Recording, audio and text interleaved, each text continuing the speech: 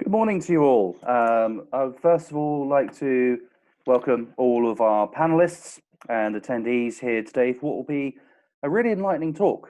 Today, we're going to be talking about the opportunities for Cyprus to develop as a hub for the region's oil and gas and sustainable energy industries. And I would like to first of all start by introducing myself. My name is Nicholas Cobb. I am the conference manager for EMC and the East Mediterranean Congress. And I would very much like to welcome you all, as I say, but state that these events, these webinars that we've been running for the last couple of months, are really aimed to continue the conversation and continue the industry dialogue that we've sadly had to postpone with physical events over the year. This is the fourth installment, and today looks to certainly be one of our best shows for the year. So again, welcome. Cyprus and the oil and gas industry and the recent developments in offshore natural gas development in the region are really far from the headlines.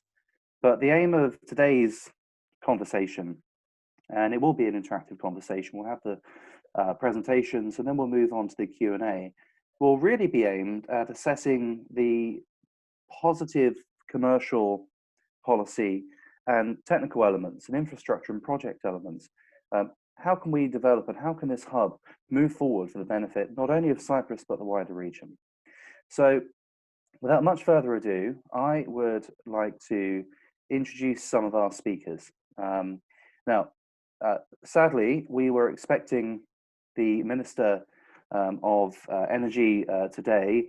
At very last minute, she was called into a meeting, but she has, however, recorded an excellent video, which we'll show shortly. And that really does set the scene within Cyprus as, you know, a positive international partner for the oil and gas industry. So I would like to introduce our speakers in the order that we'll be presenting. So it's great, you know, it's a great honor to have worked with Her Excellency Natasha Pilides, the Minister of Energy from the Ministry of Energy, Trade and Commerce of Republic of Cyprus. She, as I say, has recorded a short video, which we'll start off with. I would then like to introduce and thank for their great support in organising this event, Professor Tula Onufriou, who is President of the Cyprus Hydrocarbons Company and also a professor at the Cyprus University of Technology.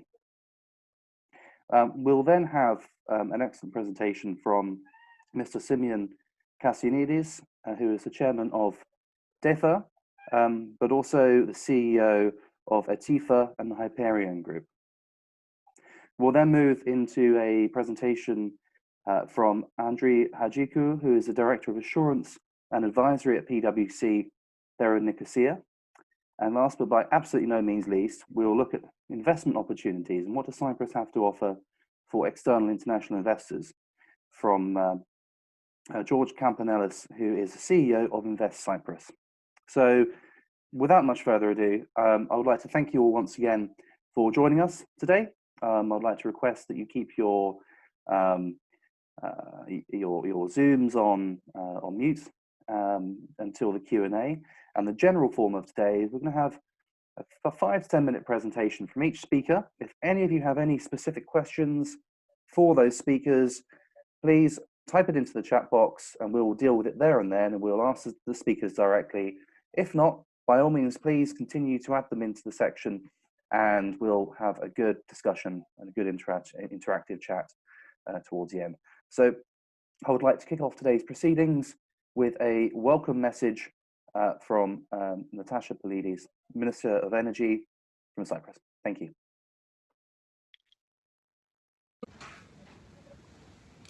Distinguished speakers, ladies and gentlemen, it is my pleasure to welcome you all to today's webinar, warmly thanking the Eastern Mediterranean Energy Conference team for putting together this specific session focused on Cyprus. As you may be aware, the Republic of Cyprus has progressed steadily in its energy agenda in recent years, despite the various challenges faced, operational, geopolitical, or otherwise. I am therefore confident that as a country, working together with existing and future partners, we will soon be making even more headway, especially once we are safely through the current global health crisis. From the distinguished panel of speakers who have so kindly taken time out of their busy schedules to participate in our virtual meeting, you will be hearing more details on our current work, our future plans, as well as on the opportunities arising from those plans for different stakeholders involved. Certainly, Cyprus's energy strategy is multifaceted and driven primarily by our aspiration to develop the sector in a viable and sustainable way, as a stepping stone to a greener and smarter ecosystem. In this regard, we are fully committed to transitioning to a cleaner energy and circular economy, whilst promoting regional collaboration. At a national level, we are working hard to implement our comprehensive 2030 energy and climate plan, as well as to modernize Cypriot industry through various initiatives such as digitization programs and the development of new infrastructure for sustainable production and growth. Dear friends, having discovered significant natural gas resources in our exclusive economic zone, we are now at various stages of appraisal and exploitation, working closely with our licensees to progress towards their monetization. It is our job, our aim and our commitment to provide tangible support to the preparations they are making for further exploration in order to overcome any logistical challenges due to the ongoing COVID-19 pandemic.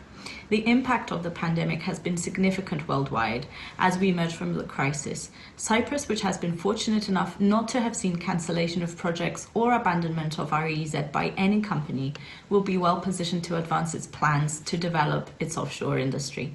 Key to this will also be the expanding offshore support services market that is having an increasing regional role, as well as the offshore potential of renewable energy sources. At the same time, our efforts to import natural gas to the island by 2022 in the form of LNG are also well underway. Natural gas, of course, is a cleaner and cheaper source of energy, enabling both our transition to lower emissions and the enhanced competitiveness of our local industry and businesses.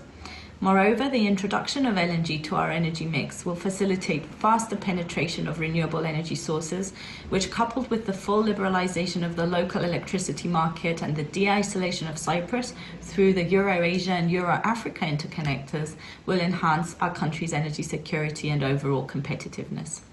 Undoubtedly, for our national strategies to be most effective, neighbouring countries need to come together in order to benefit from the exchange of know-how and best practices, as well as resulting synergies. In this respect, the Republic of Cyprus has and will continue to play a leading role in advancing cooperation in the East Med, and energy will always be part of the agenda. Through a number of bilateral, trilateral and multilateral initiatives and agreements, and in particular the recent establishment of the East Mediterranean Gas Forum, we are working with our neighbours and partners to develop the necessary framework for mutually beneficial collaboration in all areas of economic activity. In closing, I would like to once again offer my thanks to the organisers and the panellists of today's webinar, and to wish all participants all the best, and hope to welcome you all in person in the autumn of 2021, when Cyprus will host the East Mediterranean Energy Conference in Nicosia. In the meantime, stay safe and take care of yourselves and your families. Thank you. That was a great presentation. It really helped to set the scene for what we're trying to achieve today, but not only today, but also, as the Minister alluded to, we will be running this event physically in around about a year's time towards the tail end.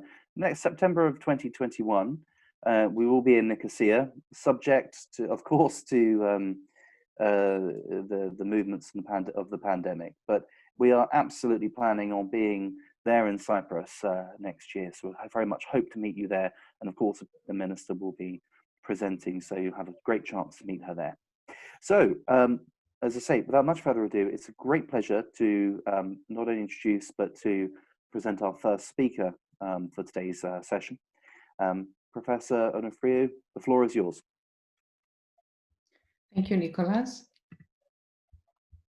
Let me give me a minute to upload my presentation. Okay, well, first I would like to thank the team organizing today's event, which is a very important opportunity for us to present and project our efforts and aspirations for the region, for Cyprus and its importance in all the efforts in the region. My presentation will focus on monetization of resources in the East Med and the emergence of sustainable gas hub. If we take a look at the snapshot of the Cyprus EZ, we have currently nine blocks licensed to 8 international operating companies, some of which include major companies, as you can see from the list below also. We have had 8 exploration wells being drilled over the recent years and 3 important gas discoveries. The first discovery was the Aphrodite gas field in Block 12 with operator Noble Energy, who have recently been acquired by Chevron, a new operator entering the Cyprus EZ. The next discovery was Calypso by ENI and Total in Block 6. And the third discovery is Lafkos in Block 10 by ExxonMobil and Qatar Petroleum. The initial exploration activities are followed by a specific plan for further exploration and appraisal wells. As already mentioned by the Minister, there has been understandably some delay due to the COVID impact, which has impacted, of course, our industry as well. The positive side of this is that all the operators acting in Cyprus have chosen to remain and reaffirm their commitment to their activities here.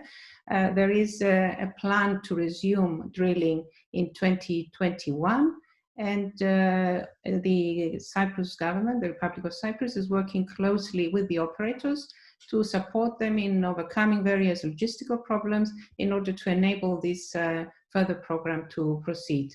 An important addition, as I mentioned, is the Chevron operator in Aphrodite Block 12 gas discovery.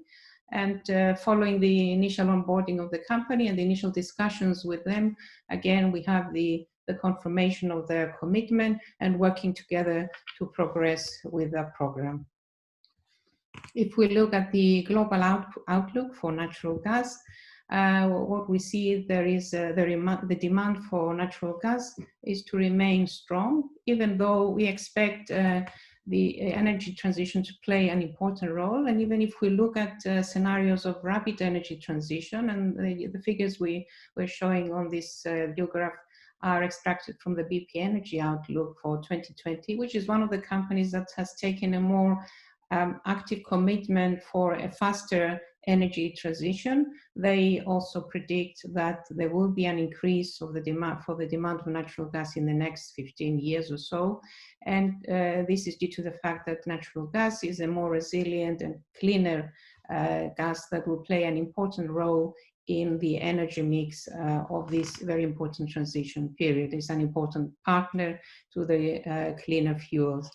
Of course, the LNG, it also offers the additional flexibility advantages. And we see that, again, the predictions are for significant growth in the demand for LNG. And this is chiefly driven by the Asian markets and the way they will progress over the years. So the market is there. There are, of course, challenges to monetization, and these are some of the key areas that we are working on. And identifying the challenges or even the weaknesses, I think once you identify them and you are proactive and you're taking the right actions, then they can become strengths, and this is our approach. So there are some challenges, as I said, in enabling Cyprus gas to be more competitive in regional and global markets. And this is due to a number of reasons. One is the fact that we have deep water nature discoveries in Cyprus EZ, which has its own challenges. Also, the small size of the Cyprus gas market does not allow for the gas to be absorbed by the local market, so we need to be looking for export markets. And of course, the ongoing energy transition adds a further element of pressure and challenges that we need to address. There are 3 main pathways that we see and we're actively working on towards increasing the competitiveness and enabling the monetization of our gas resources. The first category addresses the potential for economies of scale and we will see how we're looking at that. Important element, of course, also is always to leverage new technology, which has traditionally enabled the oil and gas industry to move further and further to new frontiers. And we will identify some areas that could potentially be implemented in our monetization plans and benefit the effectiveness of our strategies. And of course, moving towards decarbonization. In terms of seeking economies of scale, there is a potential, of course, as we see it, for joint field developments. And this is mainly due to the fact that if you look at all the discoveries in the region and the neighboring countries, these are all in close proximity to each other, whether it's cross-border or within the EZ of a specific country. And they also share certain key characteristics like water depth, reservoir types, and distance to the market. So they present opportunities for synergistic solutions which enable us to achieve economies of scale. And these are the areas that we are actively exploring through interactions with all the different companies and our neighboring countries to be able to capitalize on such opportunities.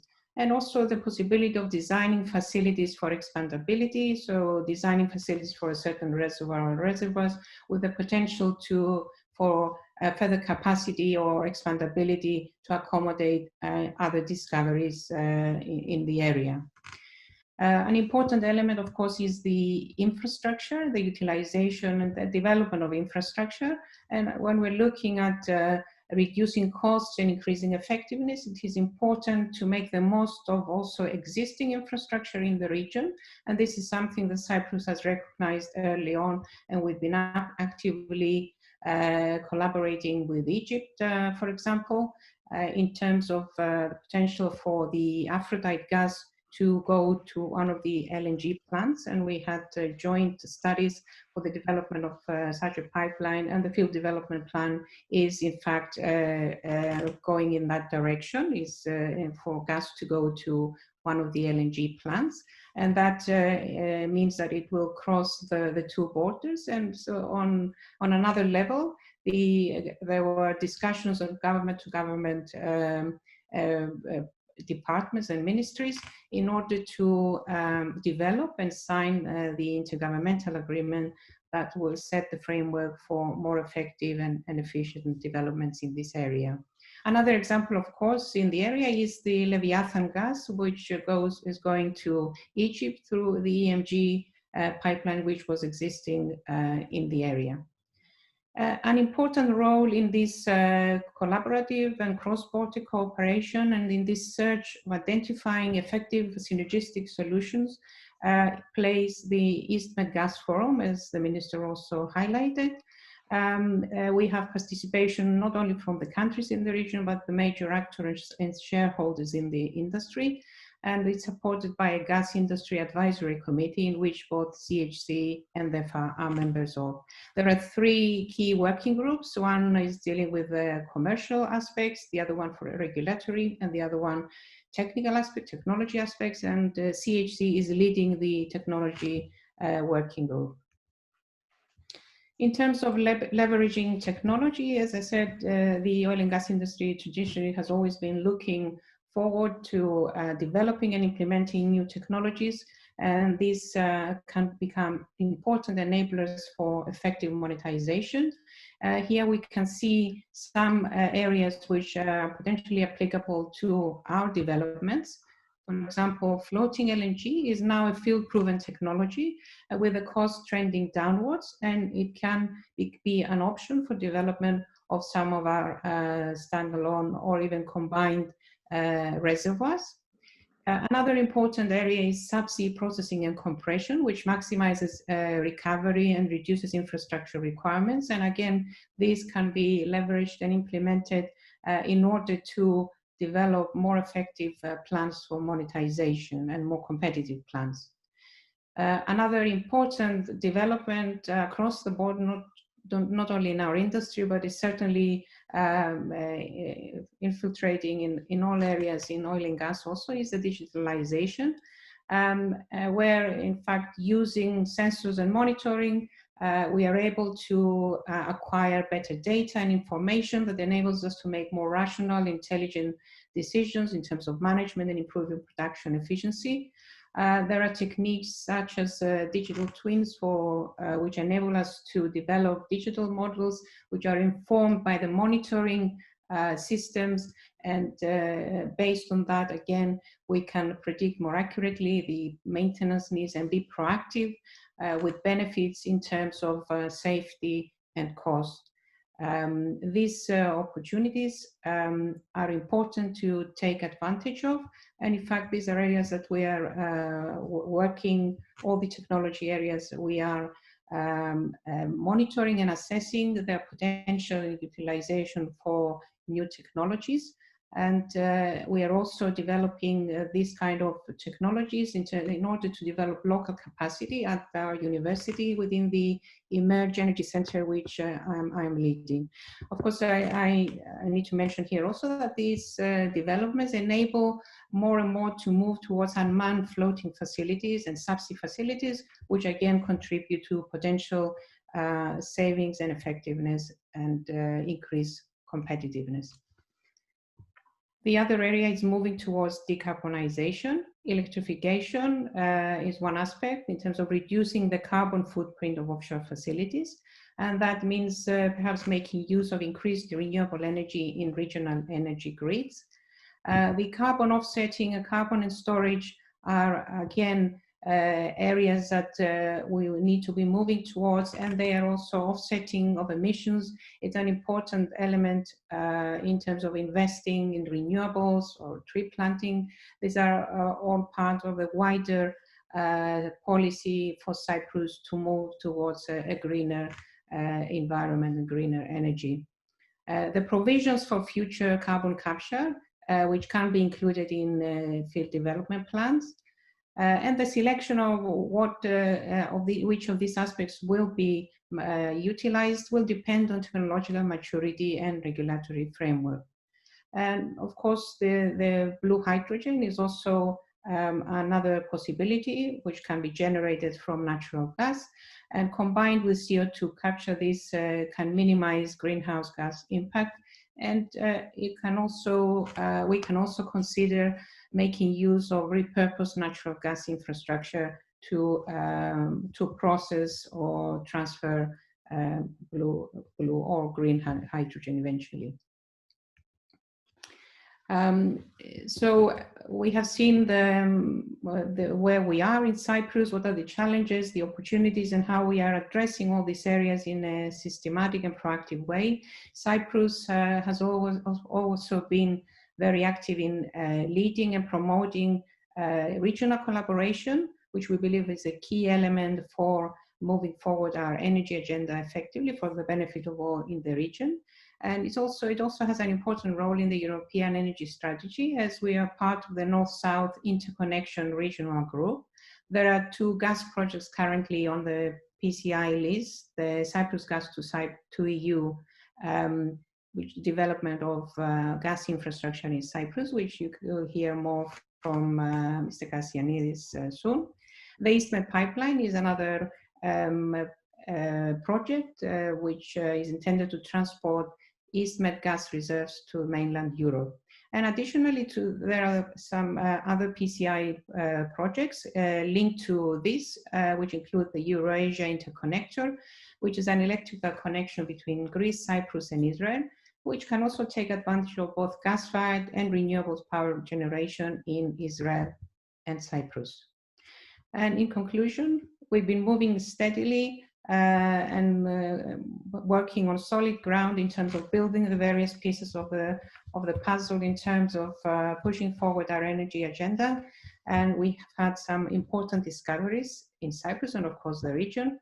The outlook for natural gas is that demand will remain strong and significant growth in LNG demand despite the energy transition. In fact, gas is going to be one of the key partners for the energy transition. The challenges to monetization are well recognized, and we are very proactive in working on how to increase our competitiveness by taking advantage of economies of scale, leveraging technology, and moving towards carbonization. We have seen the role of Cyprus in the European energy strategy, and we are fully committed, as the Minister also reaffirmed, to regional collaboration, as we see it as an important enabler of development of a sustainable gas hub. Thank you.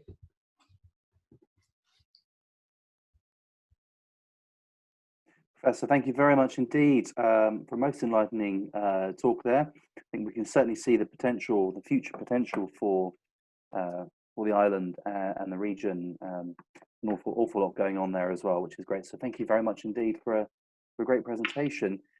We have a couple of questions. We've had quite a few questions come in already. Now, for those of you that have already asked a question, thank you very, very much indeed. I think if possible, the best thing to do will be to hold those questions until we've heard the presentations, and hopefully, because I know some of the questions that were asked were relating to you know, some of the complexities of working in a post-COVID, in a COVID environment, some of the economic realities, as well as some infrastructure questions there as well. And now they may, I hope, be answered in the next couple of presentations, but they will definitely be answered. So thank you very much, and we will get to every question that's asked today. We will have an answer to. So thank you very much for finding them. Professor, thank you again. So I would now like to move to Simeon. You have the floor. Thank you very much indeed.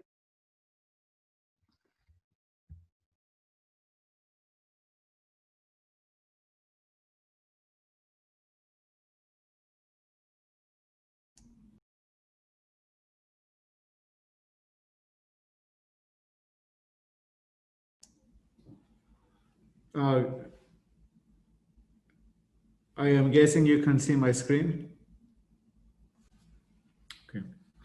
So I'd like to start by thanking everybody and thanking the organizers for giving us the opportunity to give you an update effectively and participate in a discussion and answer any questions that may exist about the development of the LNG infrastructure here in Cyprus.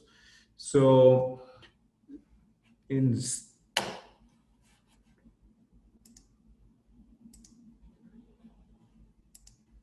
okay, so just as a reminder, we, let's say, have now progressed and we have started our LNG project. To remind those that know and let's say inform those that have just gotten involved in following what is happening with LNG in Cyprus. The Cyprus LNG import terminal project involves the acquisition of an FSRU, the construction of a jetty for FSRU berthing and mooring equipment, construction of the jetty-borne gas pipeline with loading arms, onshore facilities and onshore pipeline, and then also a pipeline storage array as a natural gas buffer solution. What you see in the diagram is actually the location is a 1.3 kilometer jetty that is going to come out to sea. The design has been based basically following Metocean data and so forth, and that's why we have the curving at the end. Maybe you see it's a faint red line. There's also a provision for an extension in the case that we either turn this as a facility also for export if when CHC is able to, let's say, materialize its plans going forward, and hopefully we can use the same infrastructure going forward. At the top right of the diagram, you see that basically that is the main power generation plant of Cyprus, of the Electricity Authority.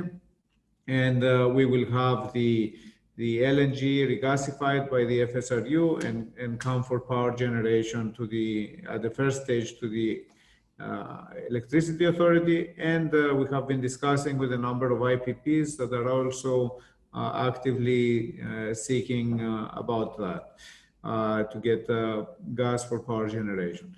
The project started, the commencement date for the project was in September 2020. The contractor has 24 months to deliver. Delivering means gas for power generation at the power generation plants. So the expected completion is October 2022. So we have 22 months to go, and I'm happy to say that things are moving according to plan. The EPCOM meaning engineering, let's say procurement, construction, operations, and maintenance contract was awarded to a consortium of CPP, China Petroleum Pipeline Engineering, and Metron, a Greek company.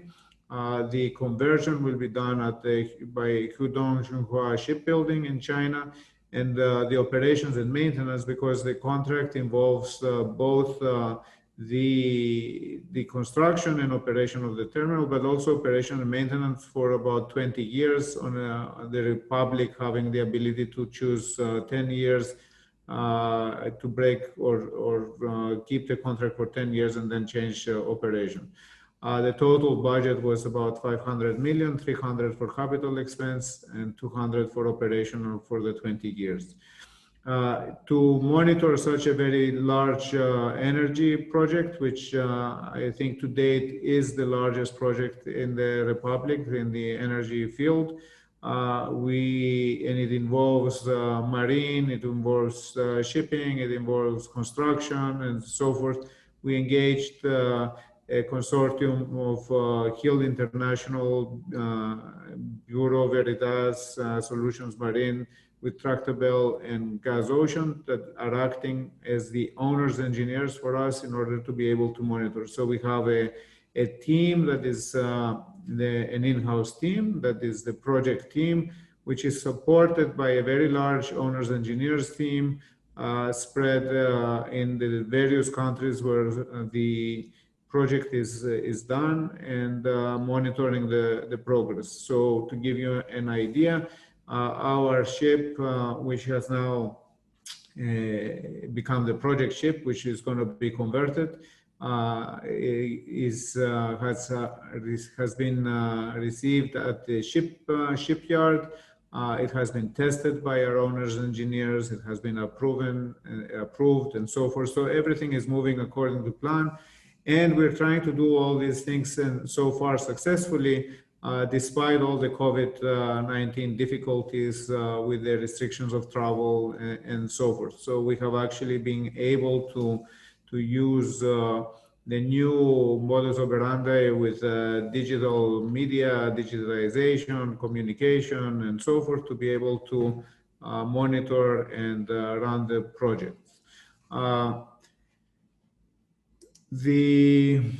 A bit of information about how the project is funded. As I said, the first stage is the actual construction of the LNG terminal with a budget of about 300 million euro. Actually, the tender came in at 289. So we have secured a CEF Energy grant from the European Union for up to 101 million euro for allowable expenses that cover. So this is an actual grant from the Commission. Then 43 million euro has been injected in the DEFA, which is the company that will own this infrastructure, as an equity participation by the Electricity Authority of Cyprus, who takes 30% of the equity of DEFA. The other 70% is of DEFA. And then we have secured 150 million euro loan from EIB with favorable terms for the Republic, and an 80 million euro facility from EBRD, bringing the total available funding for the project to 374 million. So we are, the money is in place, the need is there, the project has started. And we look forward to 2022 to actually fire the turbines in the power generation plants with gas. So other activities that are involved, and DEFA is about to either completing or starting right now. We have been for a year almost now through an LNG supply procurement process. That was not did not progress mainly because we wanted to ensure that the project commencement happens first. Since the project commencement has started, we have now evaluated. We had an expression of interest. We had 25 companies submitting expression of interest for supplying, let's say, gas to Cyprus. That was in a combination of MSAs and SPAs. MSAs being, let's say, for giving us the ability to go to the spot market to purchase gas. And let's say for this, all the ones that qualify, the intent of DEFA is to actually sign MSA agreements with all the qualified parties that have expressed an interest. And then SPA, we will one will be chosen through a tender process that will start and happen in Q1 2021. So after the holidays, we will proceed, let's say, with that. This is going to be for a 3 to 5 year contract, which coincides also with the expected or targeted exploitation of CHC's reserves, of the Republic's reserves, which as the minister has often said, the plan is, let's say, to have 2025 first gas out of our own reserves. So it is complementary with the flexibility for us to move as necessary. Again, in the next, in the new period and before the summer, we will be doing an open season process. It is with great interest that we see that there have been for many years licenses for IPPs to start private power generation projects, and those could not really be activated, or they couldn't materialize until natural gas came to the island to make them, enable them to be competitive and open. So we had an open electricity market, but basically restricted because of the conditions that that existed and not allowing competition in favorable terms. With the DEFAs and the LNG import, this is there's a level playing field. We have 3 IPPs that have expressed an interest, and we are in direct discussions with them. And also, we have increased interest from renewable energy operators and producers who want to supplement and strengthen their business by introducing also the ability when the renewables, so for example, in the evening for solar, to be able to generate, let's say, electricity with gas and be competitive. So the open season, it will be a process through which we will determine both the needs, the locations, the operators, and so forth, so that we can actually make the plan to ensure that we are able to supply all the interested parties with gas as within the time frame that works for us. Let's say, meaning, let's say, after October or on October 2022, or as their plan for construction and development goes on. In that, in the new year, again, we will be calling a new tender for consulting services for a pipeline network development. We already did a preliminary design and feasibility study, and now we are going to revisit that the project is going, and in combination of the open season process, let's say, we will come up with final documents in order to proceed with the project, because we will need to have the backbone for the transmission network on the island. This is going to be a phased approach. It doesn't mean that everything will have to be built in one go, but it will be driven by the demand that we get declared.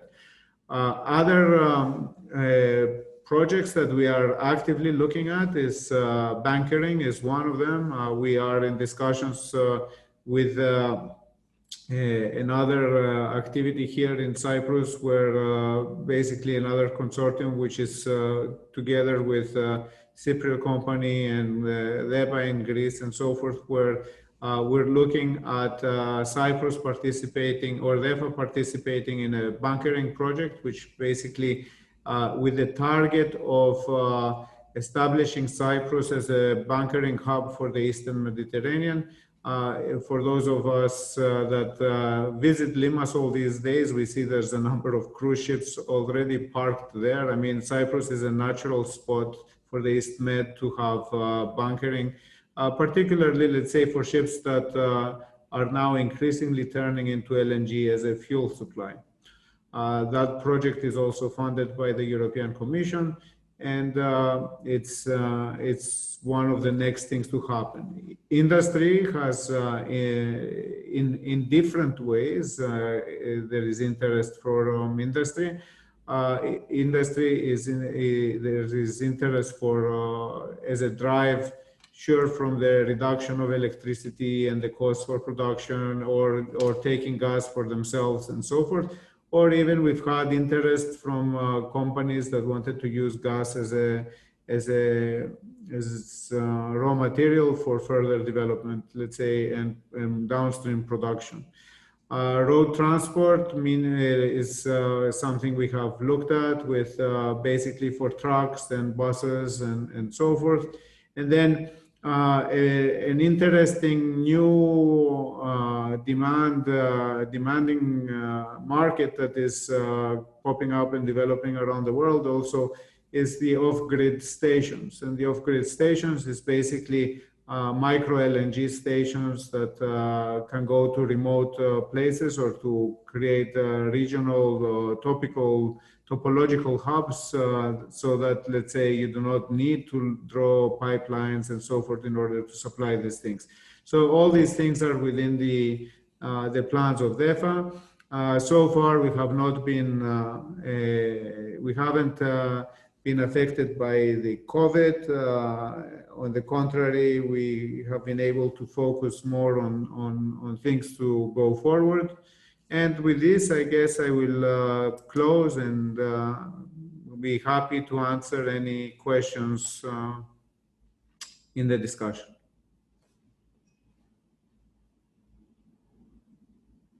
Dr. Kassianidis, thank you very much indeed.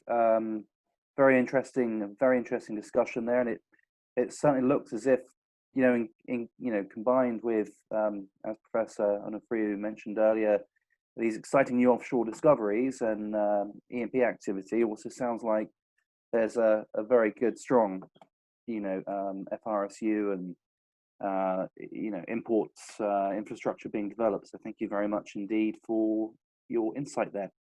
We've had a few more questions come in, but thank you very much to those who have typed the questions in. We'll absolutely come back to you shortly, but thank you very much again. So now I'd like to move on to Andrei Hajiku, who is the Director of Assurance and Advisory at PwC. The floor is yours. Thank you, Nicholas, and thanks for the introduction. It is a pleasure to join the distinguished speakers today and have the opportunity to present on the outlook for Cyprus and its potential as a hub for the Mediterranean region. Let me just share my screen.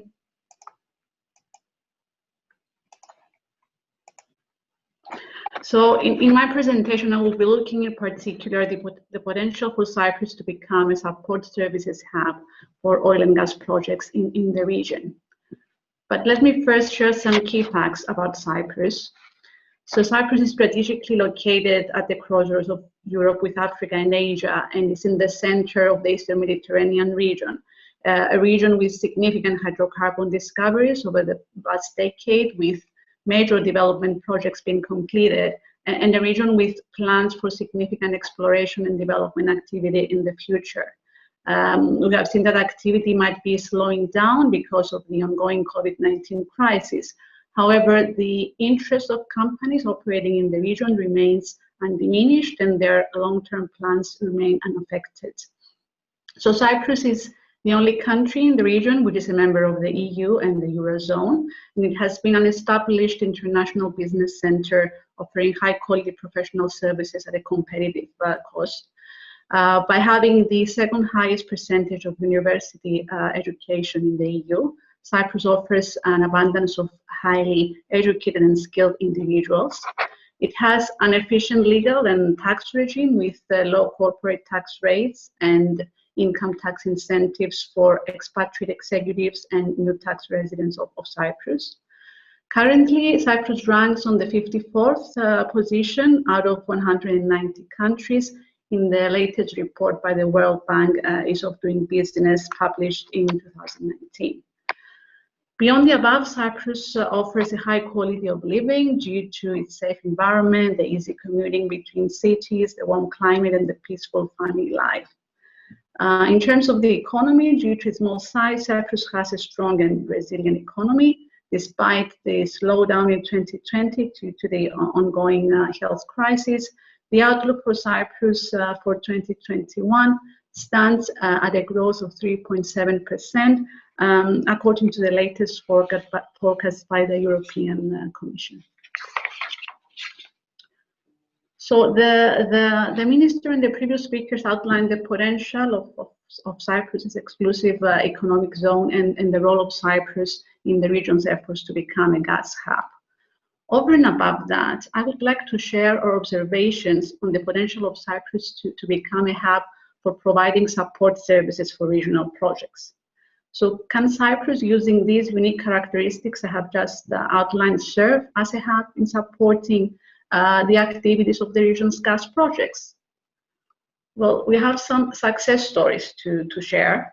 The Zohr field development project in Egypt, the largest ever discovery in the Eastern Mediterranean, which was completed in record time of less than 2.5 years, was serviced through Limassol and Larnaca port in Cyprus for pipe storage, vessel loading operations, and subsea development support. Referring to some key project statistics, I would note that there was handling of more than 700,000 tons of pipes for the pipeline connecting the Zohr field with Egypt. There were more than 20,000 crew changes in total, specifically daily crew changes of more than 250 people. And there were more than 200,000 tons of cargo handling, including heavy lifting and transportation services of the world's heaviest reel, weighing more than 580 tons. Sorry. Apologies for the slide. Continuing to that, the Leviathan Field Development Project and the Karish Field Development Project, both in Israel, were also serviced through the Limassol and Larnaca ports, mainly for pipe storage, vessel loading operations, subsea development support, and fabrication services. So the experience on these projects is a testament that Cyprus can be an efficient support services hub for projects in the region.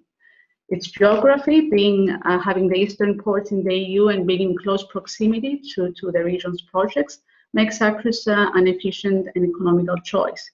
Health and safety environmental standards are at a high level, following the relevant EU regulations and guidelines. Also, as a result of the close collaboration between the public sector and the private sector, there is a straightforward process for crew support and crew change, and this has been successfully adapted recently to address the health and mobility issues arising from the COVID-19 crisis. Because of this collaboration as well, there is an efficient customs clearance process, logistics services support in ports, and supply vessels support as well.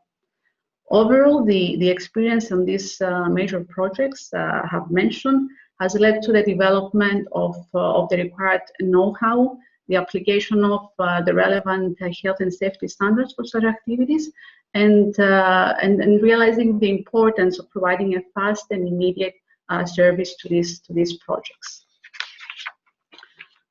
So how is Cyprus building on this experience and these success stories to overcome the challenges and become a service hub for the region, attract more companies to use Cyprus as a shore base and a service location, or even look beyond the Eastern Mediterranean region reach out to Africa's projects for which support services are currently being provided by ports that are more distant to them than Cyprus. So first of all, the strategic plan is to be put in place to achieve that, to achieve this growth and this expansion, a blueprint of set targets and actions to capture these markets and the activity of the upcoming years. Currently, and to this end, there are ongoing studies for a new industrial port in Cyprus that may facilitate these support services. Curious to consider within that studies and that plan is the need for storage facilities, for example, setting up a combination of industrial areas and port areas to facilitate the storage and handling of the specialized materials and equipment, or even expanding the water depth in ports to be able to service, for example, rigs and provide rig mobilization services. So the opportunities are there. These are the challenges that are currently being considered with an intention to find solutions. Another important aspect, of course, is to establish competitive tariffs, especially in the current economic environment, for all the services provided in ports. And also the study for a dedicated port will be helping to that direction, as project economics are probably the most deciding factor for companies in selecting their shore base and their service location. Efforts are continuing for an even better coordination between the various competent authorities in ports and private companies for finding practical solutions, as they've been doing until today, to facilitate these services, to alleviate bureaucracy, and accelerate the digital transformation of various processes involved. So by looking into the success stories and the experience gained over the past years, Cyprus has a significant potential to become a support services hub. Of course, there are challenges and they are being worked on, but the potential is there both for a regional reach, given the upcoming activity in the short and the medium term, as well as expansion beyond the region's activities, looking further into Africa and the activity going on there. So that concludes my presentation, but I would be happy to take on any questions and discuss any of these areas during the Q&A session later on. Great. Thank you very much for your presentation there, Andrea. It's appreciated, and the questions are coming in thick and fast, so they will all be answered as I mentioned. So thank you very much for the presentation, as well as to all of our other presenters. So we now move to our last, but by absolutely no means least, presenter for today, George Kampanalis from Invest Cyprus. And George, the floor is yours.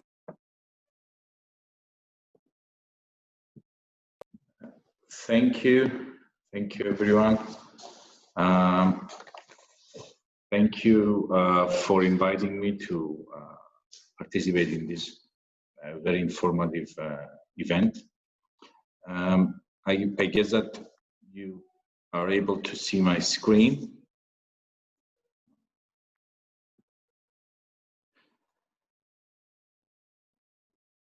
Over the next few minutes, I will just add on what the previous speaker said. We heard from the minister about the plans of Cyprus to proceed with a greener, a smarter economy, a cleaner, and promoting circular economy. Obviously, we are at the stage of the energy transition, as Mr. Kassianidis informed us, exactly how the LNG project is gonna be a game changer for the domestic market, also impacting positively the country's competitiveness. While from Professor Onufriou, we heard about the plans for further exploration and monetization, and how this could shape the prospects of a busy future and intense oil and gas operations.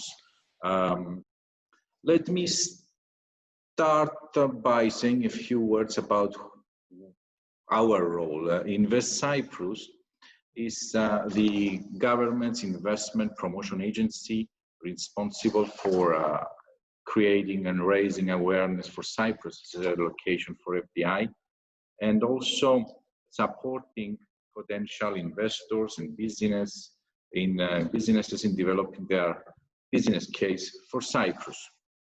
I guess you understand the geographic location of Cyprus and how could play a role within the Eastern Mediterranean and the MENA region.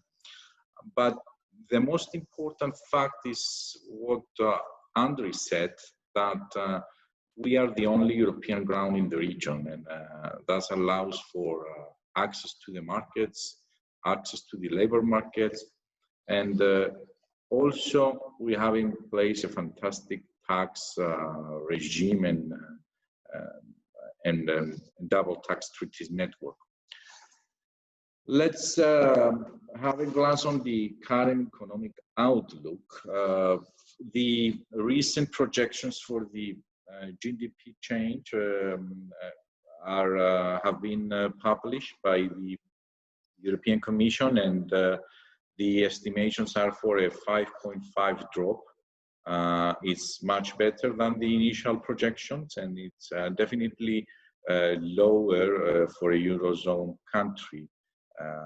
The growth rates for next year are expected to range between 3.5 and 4%, while unemployment is at a good level, and the economy has been recently praised by the international credits agencies. So all in all, the positive economic outlook for the current and the future is positive. Before COVID, Cyprus has been one of the fastest growing countries in the Eurozone. Access to talent, access to markets, the attractive tax regime explained earlier by Andriy, the strong business support services provided to all sectors and all international business community is also complemented by a relatively low cost of doing business and a high quality of life, and all these basic characteristics has assisted Cyprus through the years to be developed into a regional hub for the shipping center, for the shipping companies, a regional hub now for tech companies, a regional educational hub, and it's everyone's aspirations, Cyprus, to become a regional hub and a regional center for energy companies. It's the globally there are a lot of changes towards cleaner technology, towards new clean energy projects, and Invest Cyprus has put much attention into these new priorities for us. We promote sustainable investment and green projects because exactly we see the trend globally, both in regards to ESG criteria, but also the millennium trend that shows exactly that the future will be towards these projects. I would like to mention that in a new index results, Cyprus climbed to the 12th position internationally in the Good Country Index, which measures how much each country contributes to the planet. It is the strategy of the government, and the whole ecosystem is supporting this to, as the minister said, to manage to proceed towards the energy transition and the circular economy. These trends in the investment are seen globally, and this slide exactly shows, compared to 2006, the growth that is being that take place in the new investment in clean energy. Obviously, the trend created by green funds is changing the way the governments and the investment promotion agencies will need to think about the ways of attracting FTI into the country. In Cyprus, as one would imagine, we have abundant renewable energy resources, and this is a sector that creates investment opportunities, and it will create more as our journey towards securing further renewable penetration will go on, in opportunities into the biofuel and electric vehicles, and there are so much taking place that create investment opportunities, and we've seen from a number of discussions we have with investment funds that they are looking for existing and new projects, greenfield projects in Cyprus. In that respect, here at Invest Cyprus, we have created a project bank which is continuously updated with projects coming from sectors of strategic importance for the government, and energy obviously is among these sectors. So we urge the investors and to reach out to us in order to present them what currently is offered and establish and continuous collaboration with them to update them on new developments that rise up in the market. In this slide, we just list a number of services that we offer to the foreign investor, not only giving access to the portfolio, but assisting and informing on the licensing procedure, organizing site visits, and offering aftercare facilitation post-investment. I would like to, before closing, to refer to the new investment law that is in front of our parliament, that it will facilitate fast-track licensing of investments in strategic sectors. That is something we have been anticipating for some time, and we are very close in getting this legislation that will create a fast-track mechanism for licensing new projects, and at the same time to refer to something that already took place last month, actually, with the business activation mechanism and the creation of the one-stop shop that makes even easier the establishment of new businesses in our country. Adding on what Andri said before and the success stories that she highlighted, I would like to say that from our side, Invest Cyprus, we are certain that our country is very well positioned to cater for the needs of any international firm interested in doing business in the region. Thank you very much for your attention.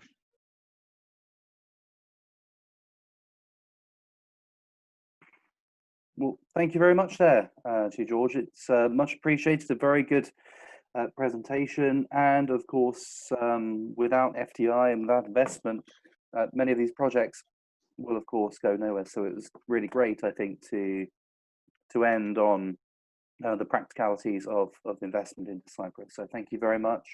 I would like to thank all of our panelists for their excellent presentations, as well as the minister.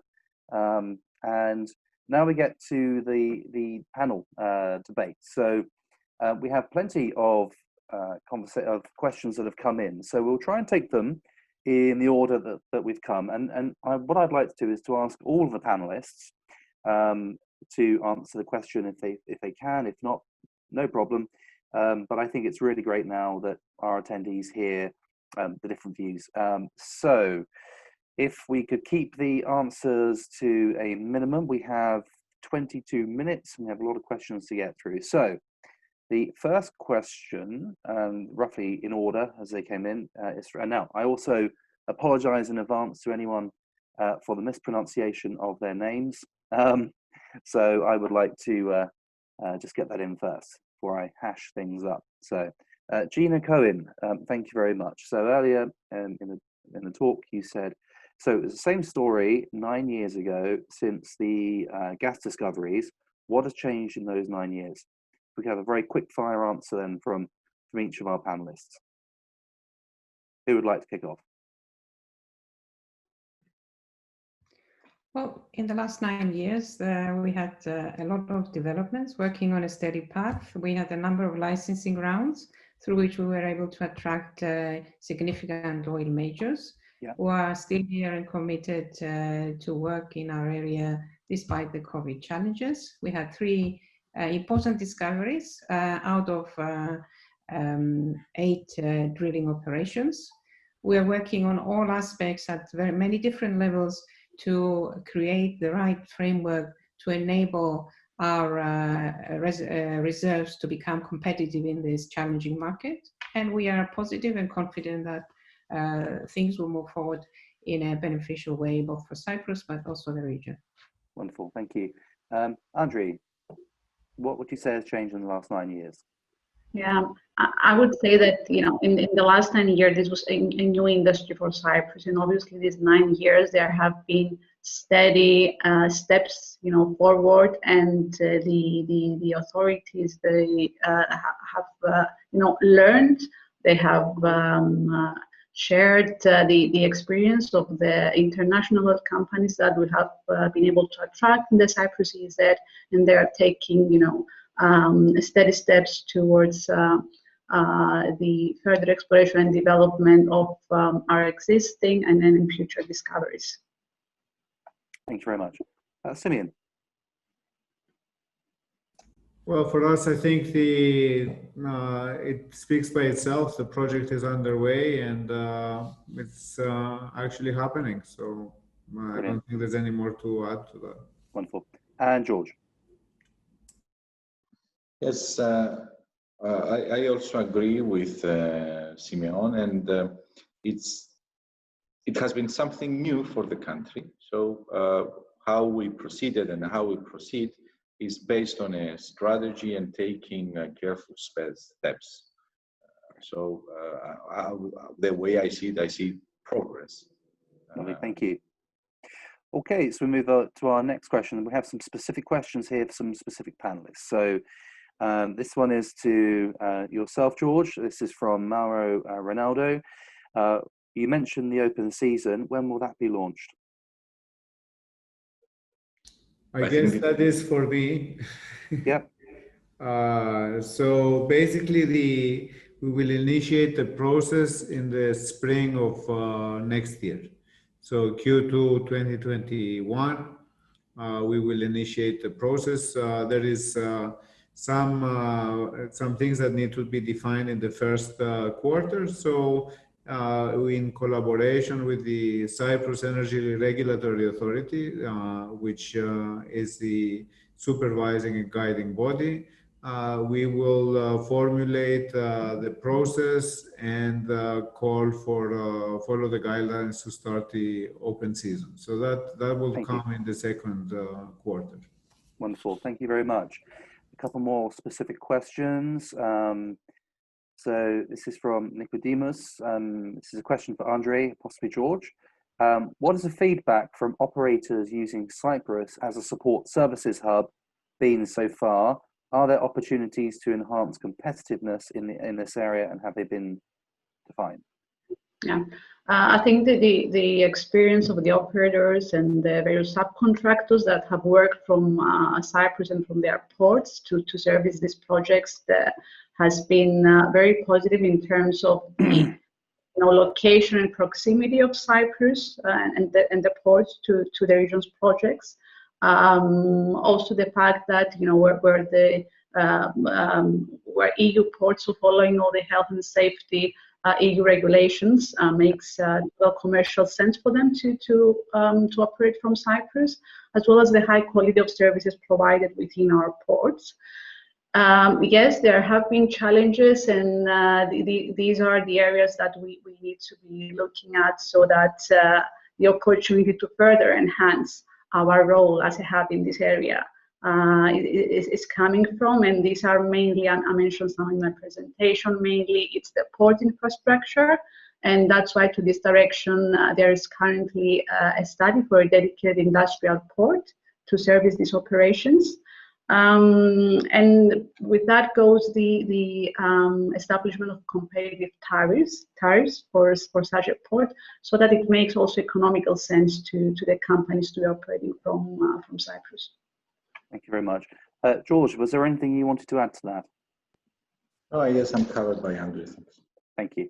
Thanks, guys. So we have two questions from Robert Salmon. Yes, presentations will be sent shortly, and well, after the webinar has ended, we'll send the presentations. They'll be available online as well as the video.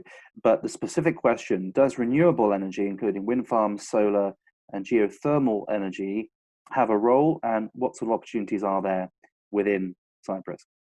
That, I believe, would be to all of you.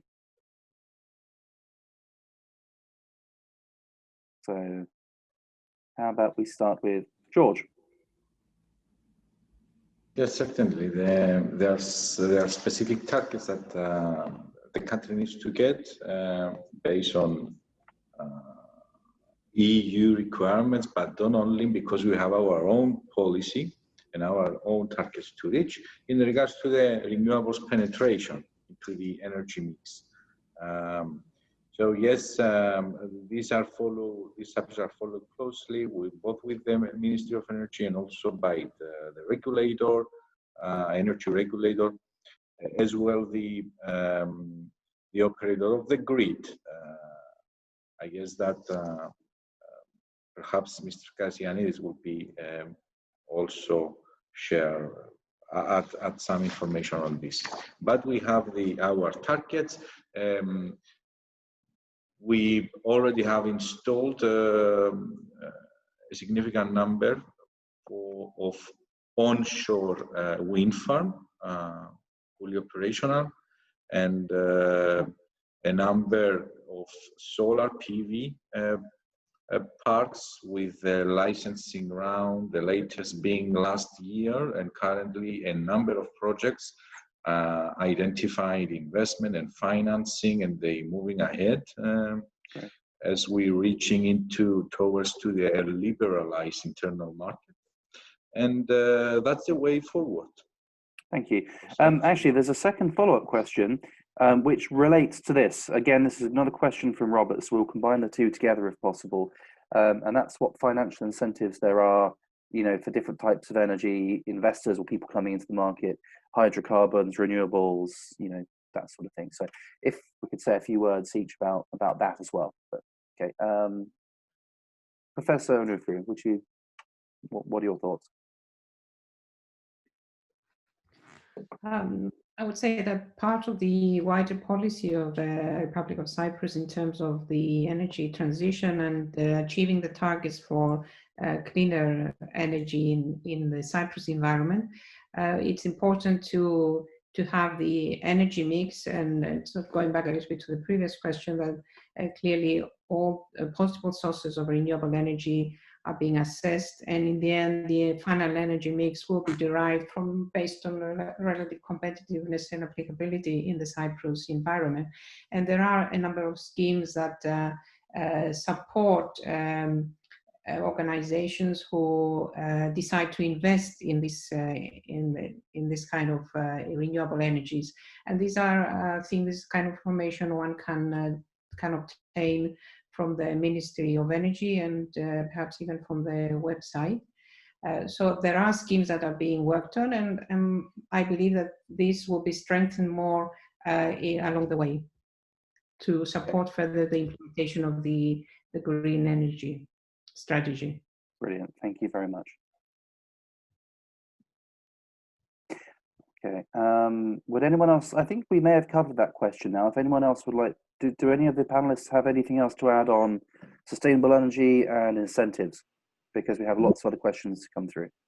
I would just like to add, Nicholas, that this is the renewables is especially an area of attention given the acceleration and the pressure to meet our targets that the ongoing health crisis as well has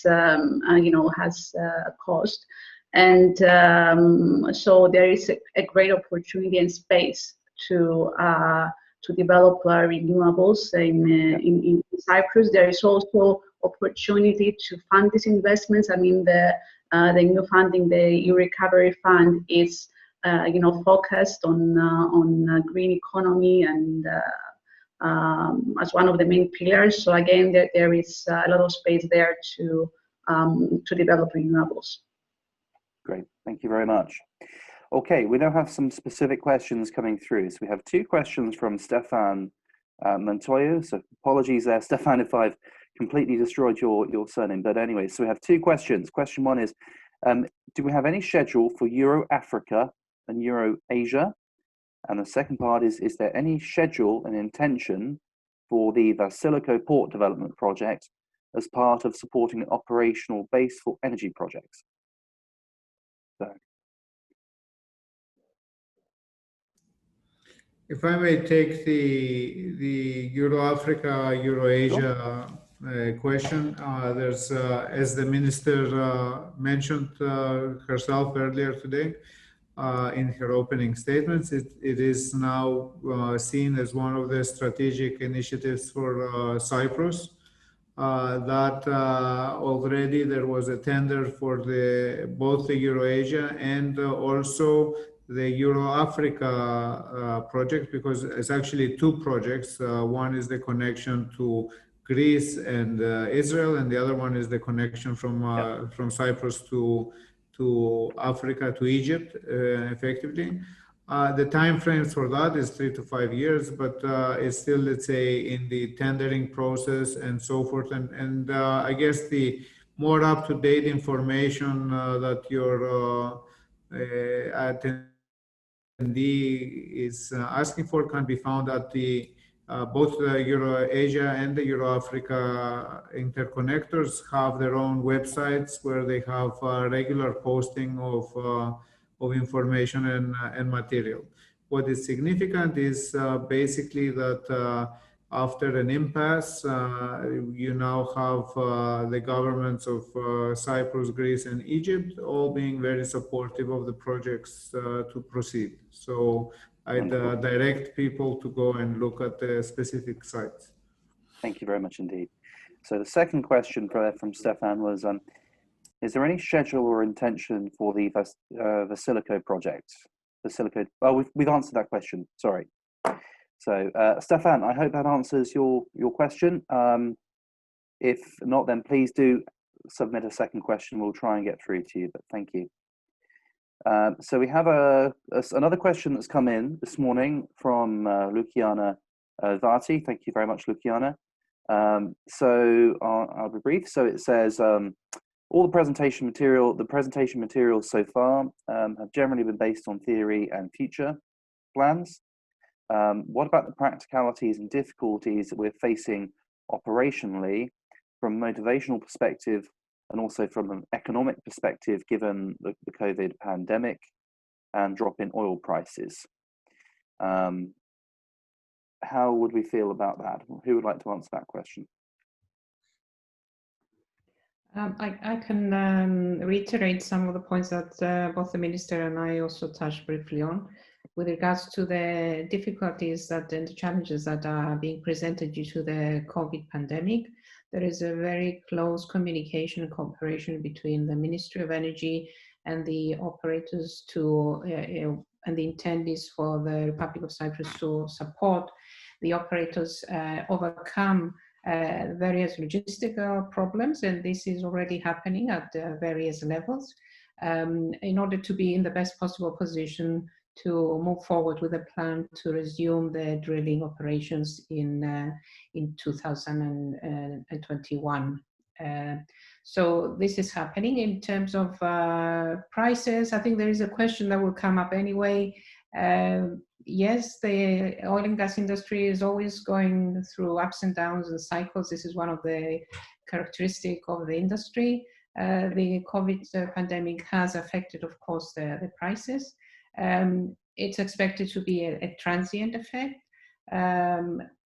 But we are cognizant of the challenges presented by the prices. This is exactly why we're working on various pathways to increase the competitiveness of the monetization of our resources and reduce prices and leverage either economies of scale or new technologies to be able to make these projects commercially viable and move forward for the benefit of all. Thank you. Nicholas, if you let me also say something here. I think we sometimes look at things isolated. So what does that mean? Yes, it has affected, as Tula Rufliou said before, and everything, and your audience mentioned and so forth. But the reality is that there's two realities here. The one is that for the decrease in the price of hydrocarbons, and that includes gas, is a positive driver for the economy for Cyprus with respect to the import of LNG, right? Yeah. So that actually is a plus for us, because hopefully we will be able to get gas by 2022 in advantageous prices that will come to benefit the economy.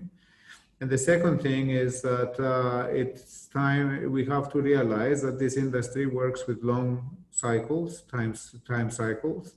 And the fact that the price to support what Tula said before, I mean, it is cyclic also, and the cycles are long. So whatever the prices are today and in a couple of years, does not mean that by the time that we hit and start monetizing Aphrodite or Glavkos and so forth, they will be at the same level. Of course, we can't say if they will be higher, the same, or lower. But one thing that we can say is that things are shifting. And what we are seeing in terms of the international press is that over the next 2 or 3 years, there will be a recovery of the prices.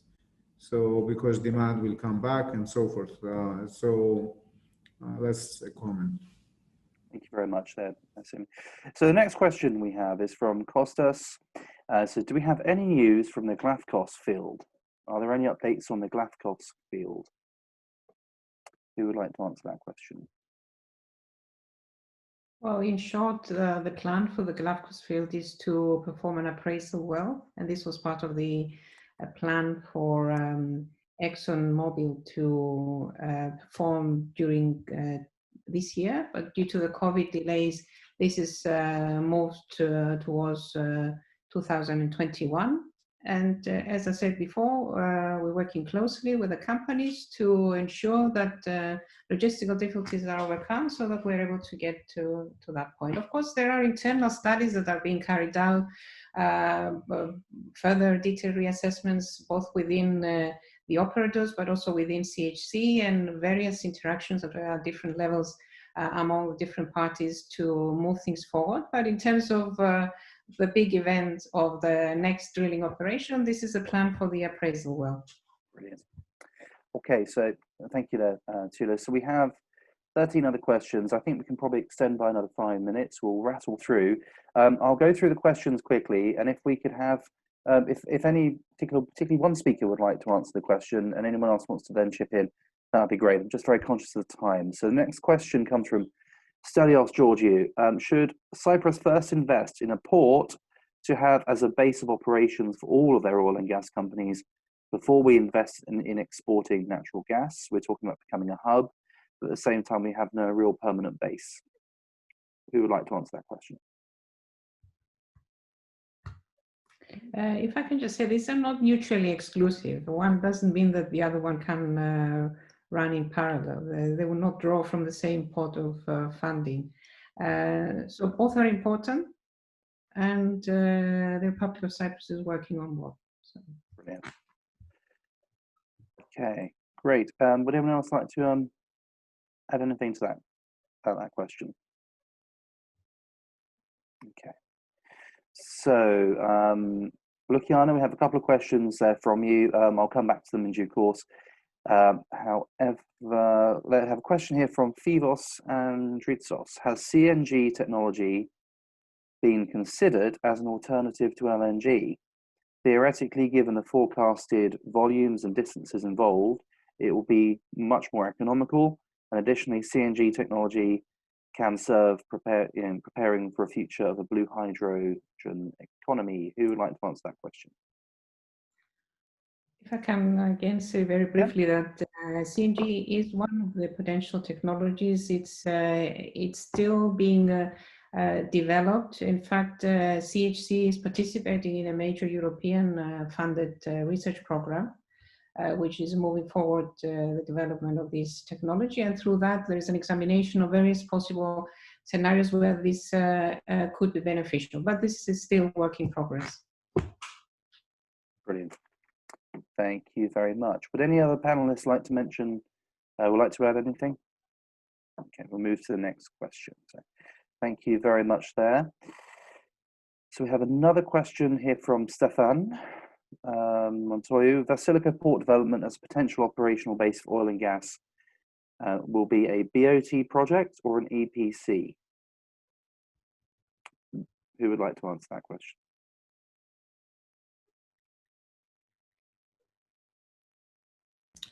I guess the answer to that is simple. It remains to be decided. Thank you very much. So, Stefan, yeah, TBC, watch this space. Thanks, Stefan. Okay. Great. So we now move to question from Georgios Raptis. Is there a count of the number of small LNG installations to distribute gas in remote areas to serve industry or even a residential market? If yes, where will they be located? And when do we expect to have LNG available for local operators willing to invest into the small-scale LNG market? Okay, so for that, this is talking basically for the off-grid markets. I think I'll direct Mr. Raptis to, there was a recent project also funded from the European Union where DEFA was part of it. It was called Synergy. It closed successfully. Synergy is C-Y-N as energy, Synergy. Which looked at the complete and total the absorption and use of gas in the Republic of Cyprus. Part of that was this off-grid networks and so forth. There is preliminary studies, but we have not developed any specific plans as to how it's going to happen because our main focus was to get the terminal started so that we ensure that we actually have gas and so forth. So now that we have progressed, all these things become, let's say, next things to study. As a preliminary information about all the different activities, there is published papers in this on the site of this project, and people can go there and be informed. Thank you very much indeed. So we are sort of at time. So if any of the panelists do need to leave, not a problem. That's absolutely fine, and equally for the attendees. But personally, I'd like to extend by maybe another 10 minutes or so we can answer some of the questions if possible. So we have a question here from Spiridon Bellas. Thank you very much. Could you please tell us if there were any mistakes to date, I assume in developing the energy market within Cyprus, that we could learn from and avoid in the future? Who would like to answer that question? A fairly thorny question, but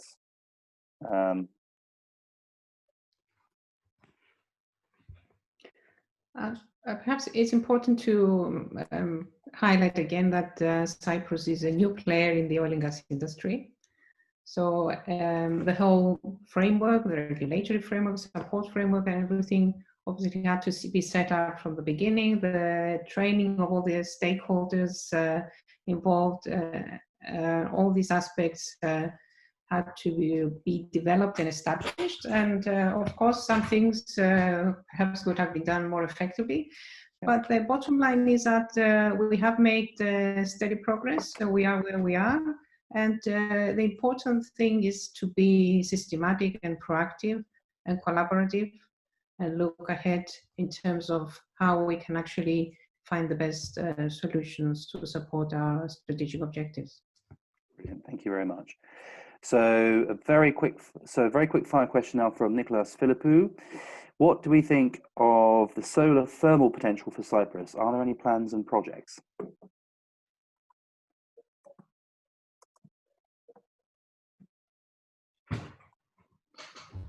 It's a very specific question. It's a very perhaps we could come back on that question. Perhaps you know if we can't think of a, what do we think? Let's revisit that question in a moment. Okay, we have a question here which would be for Andre. This is from Stephen Osbaldeston. I intend to visit Cyprus in 2021 and would like to inquire how to, regarding startup assistance for newly incorporated Cypriot limited companies, aside from corporate tax benefits and business potential in the Eastern Med, are there any incentives in place or in the pipeline, and who would be the best person to contact with this project? Yes, I will take this question. Yeah.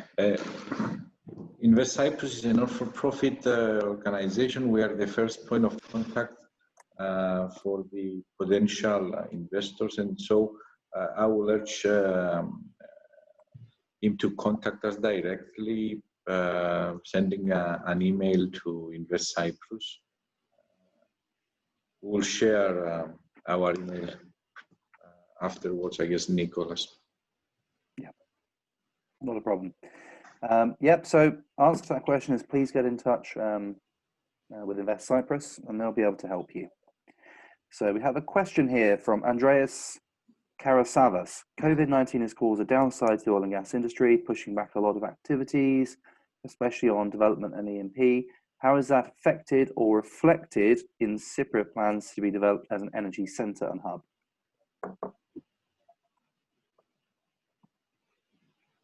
I think we covered this question, both Professor Onufriou and me. I think we covered from the two different sides. Okay. And so, just Andreas, something on a lighter note on this is that everyone has been slowed down. So we're still where we were, possibly, but we're relatively in a good position compared to other countries where operators have chosen to close down projects and leave the area. So we are still moving forward and we're working, as we said before, to find ways to move effectively. Okay, thank you. So we have a second, and forgive me, Luciana, I believe final question because we're running out of time. This is for you, George. So low cost of doing business in Cyprus, where exactly is this coming from? And could you please extend a little bit of an explanation as to how Cyprus is a low-cost centre for doing business? Yes, thank you for the question. It's coming from benchmarking, and it's coming from the real life and discussion with investors and companies that are already established here. Cyprus not only offers an attractive tax regime with 12.5%, but also with the various other exemptions on that tax. But we also offer a number of incentives in regards to the personal taxation, especially for the new tax residents, the people that they come to Cyprus to get their first employment. The non-wages expenses for the employer are very low. At the same time, one could find professional services offered by top firms here in Cyprus at a relatively low cost compared to other European jurisdictions, and we have Andri here with us to justify this. And also at the same time, the office space, the cost for office space compared to other European countries, and especially other European capitals, is benchmarked very favorably. All in all, Cyprus is a low-cost jurisdiction for doing business, especially compared with other EU jurisdictions. Yeah, can I add to that, George, that, yeah, I would vouch for that from our experience with our clients and from, you know, from our network. Definitely Luxembourg, Switzerland, some examples in the EU that are quite more expensive than Cyprus. And I would also add the quality of life and cost of living as well to that, because that's another dimension for, you know, expatriate executives living in Cyprus, and the high quality of life as well. Wonderful. Thank you, guys. So on the expat, in terms of doing business in Cyprus, we have two sort of connected questions here. First question is from Paul Mason. How do oil and gas engineering companies based in Cyprus, like us, access the gas industry, or is all the work going to be allocated outside of Cyprus? Who would like to answer that one, please? I'll say for our project right now, I mean, for the LNG import terminal, I think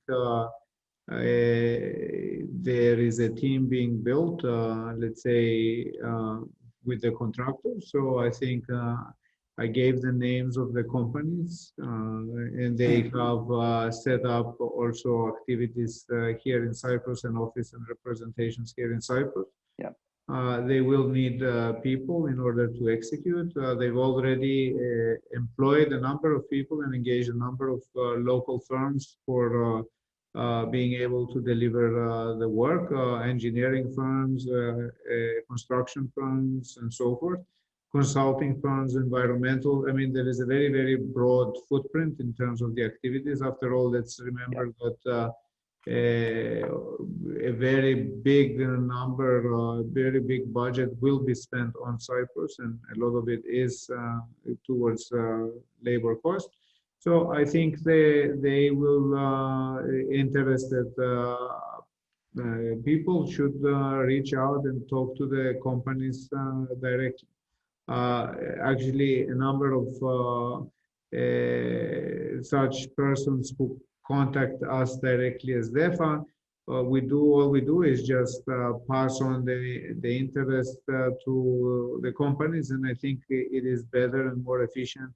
We have found to talk to them directly. With respect to ourselves, we will be hiring some people, but not in terms of volumes of people, and then that is a different process and so forth, so they can watch the announcements in the press and so forth.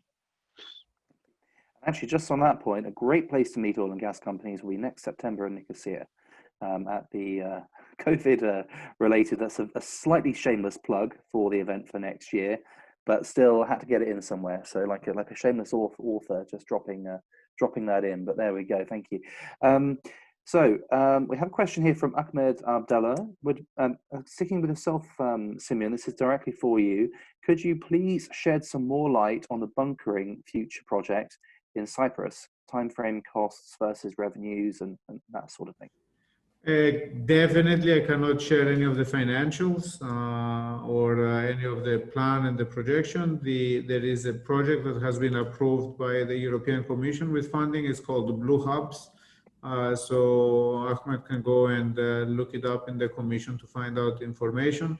DEFA is discussing in discussion with the let's say with the developers or the champions of the projects to participate, and we are holding discussions. So I think, again, for more information, go to it's a PCIs. Within the PCIs, they can get the information, and from there they can talk to the actual companies where basically there is a Cypriot company and then DEPA from Greece. It involves 2 bunker vessels, one in Greece and one in Cyprus.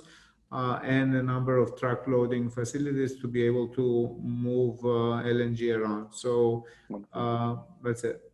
Thank you. So we've got time for literally 2 last questions, and then sadly, I think we're going to have to call it a day at that. But we can, of course, obviously follow up. So any questions, please do pop them in, and we can fill them afterwards. So this is from Ian Sharp.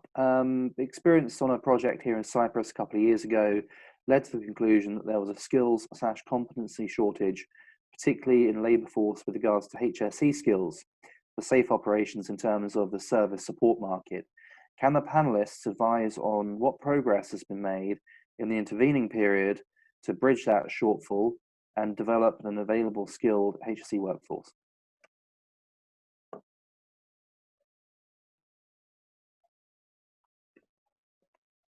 I can offer a more general answer to this. The question of skills shortage is of course linked to the fact that this is a new area, as we mentioned before. The country is gradually building up its capacity. This is something that we want to encourage at different levels, both from within CHC, for instance, and also within the universities. Now talking also with my professor, university professor Hunt. So there is a gradual strengthening and enrichment of skills. We are gradually reaching a good level that will support the industry. And we very much encourage the skills development, especially in niche areas that could enable local workforce or smaller companies, local companies, to have participation and increased local content in the industry. And this goes back a little bit to the previous question, that we very much encourage that and support it. So this is something that needs to go on. But obviously individuals also and organizations who are interested in being active in this area, they need to be proactive in terms of gaining knowledge and following developments, and in developing strategic collaborations with other specialist organizations so that they can play a part. Yeah, I would add to that private companies as well, operating in this field, have invested in the past years in training their, their workforce or finding the appropriate expertise from abroad. And I mean, it's a testament, those projects that I went through during my presentation, that these companies were able to provide support services, meeting all the HSE standards and following the EU regulations. Of course, this is a constant attempt to be up to date and to be providing and expanding the services following all the relevant safety standards. But there has been considerable progress, and I would say that operators' requirements are quite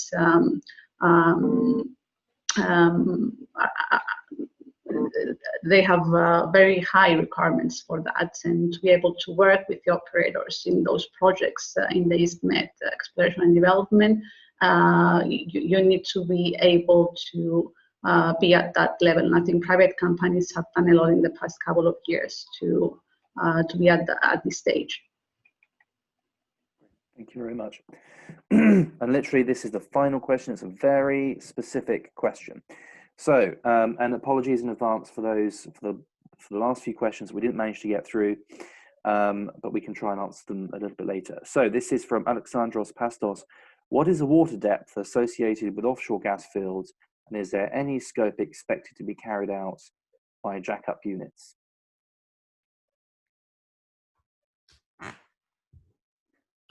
If I may say that in the Cyprus EZ, we are working on deep waters, around 1,800 to 2,000 in meters water depth. So this is usually the kind of operations you would do with floating units. Thank you very much. Well, that concludes our questions and answers. I think it's been a wonderful panel today. I would like to thank firstly all of our panelists and attendees for taking the time to join us today. It's been a really insightful, forward-looking set of presentations. I think we've certainly identified the scope and the great potential that Cyprus has as a hub for energy development, not just oil and gas, but also sustainable and renewable. So a potential great future there. Obviously, we have the difficulties of COVID, which impacts all of us, but we have a number of vaccines coming through potentially. 2021. Let's start the 2021 with a sense of optimism and hope, and let's hope we can move things forward. So I would like to thank again all of our panelists for your insight. It's been incredibly interesting. I hope our attendees have also enjoyed the presentation, and I'd really also like to especially thank all of our attendees for making the Q&A and this session really quite interactive. We've had a great set of questions, and yeah, so finally, thank you very much to everybody, including the ministry, and we will be in touch with future events. We have a great schedule of events for next year as well, and I would really like to once again thank everybody for their time and energy in making this a really quite an insightful webinar. So have a great day, and we'll see you all again very soon. Stay safe.